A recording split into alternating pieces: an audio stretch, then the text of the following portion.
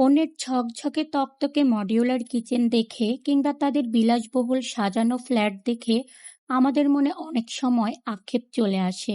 আবার কখনো ব্লগার কাপলদের দেখে মনে হয়, ইস, তাদের জীবনটা কত সুন্দর, কত কেয়ারিং, কত সারপ্রাইজ গিফট পায় ওরা।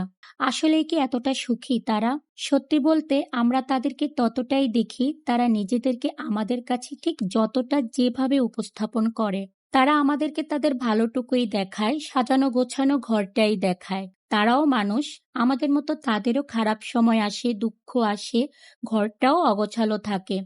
কিন্তু আমরা তা দেখতে পাই না, কারণ আমাদেরকে তা দেখানোও হয় না।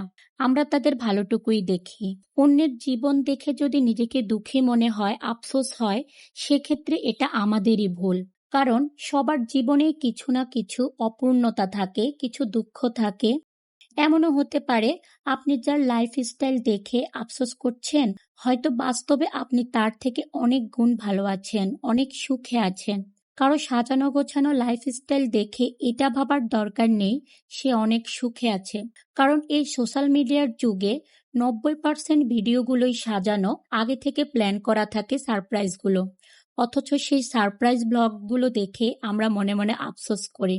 আবার সুন্দর সুন্দর লোভনীয় রান্না করে ডাইনিং টেবিলটাকে সাজিয়ে আমাদের কাছে উপস্থাপন করা হয়। এমনও হতে পারে ওই ডাইনিং এর খাবারগুলো কারো কারো গলা দিয়ে নামতে নামতে চোখের পানি গড়িয়ে পড়ে।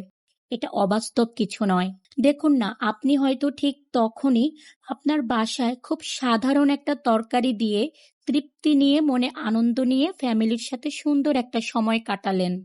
এই তো আমি এখানে আপনাদের সাথে আজকে কথা বলতে বলতে খুবই সাধারণ একটি তরকারির রেসিপি শেয়ার করেছি। যা বলছিলাম আপনাদের সাথে, অন্যের সাজানো গোছানো জীবন দেখে হতাশ হওয়ার কিছুই নেই। সবার জীবনেই দুঃখ থাকবে, বিপদ আপদ থাকবে, অসুখ বিসুখ থাকবে, খারাপ সময় থাকবে, পরিবারে ঝগড়াঝাটিও থাকবে। এটাই স্বাভাবিক। বরং নিজের জীবন নিয়ে, নিজের জীবন সঙ্গী নিয়ে, নিজের যতটুকু আছে তা নিয়ে সন্তুষ্ট থাকুন। এখানে আমি মশলার সাথে ভালো করে আলুটাকে কষিয়ে নিয়ে এবার পানি দিয়ে দিলাম। এবার আমি আলুটাকে 7 থেকে 8 মিনিট ঢাকনা দিয়ে রান্না করে নেব। এই যে আলুটা এখন আমার প্রায় মোটামুটি সেদ্ধ হয়ে গিয়েছে। এ পর্যায়ে আমি ভালো করে একটু নেড়ে চেড়ে দিব।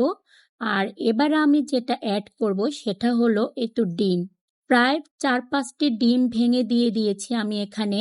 আর উপর থেকে কিছু টমেটো দিয়ে দিলাম কেটে, আর কিছু কাঁচামরিচ দিয়ে দিলাম এখানে। এই আলুর এই তরকারিটা আমার বাচ্চাদের খুবই পছন্দের। এবার ঢাকনা দিয়ে বাকি রান্নাটা করে নেব। আমি মাঝে মধ্যেই এই তরকারিটা করি বাচ্চাদের জন্য। শুধু বাচ্চারা কেন, আমার কাছেও এই তরকারিটা খুবই ভালো লাগে। তাই মাঝে মধ্যেই আমি এই তরকারিটা করি। অন্যের জীবন দেখে যদি নিজেকে দুঃখী মনে হয়, আফসোস হয়, সেক্ষেত্রে এটা আমাদেরই ভুল। তাদের জীবনেও দুঃখ থাকে, কষ্ট থাকে।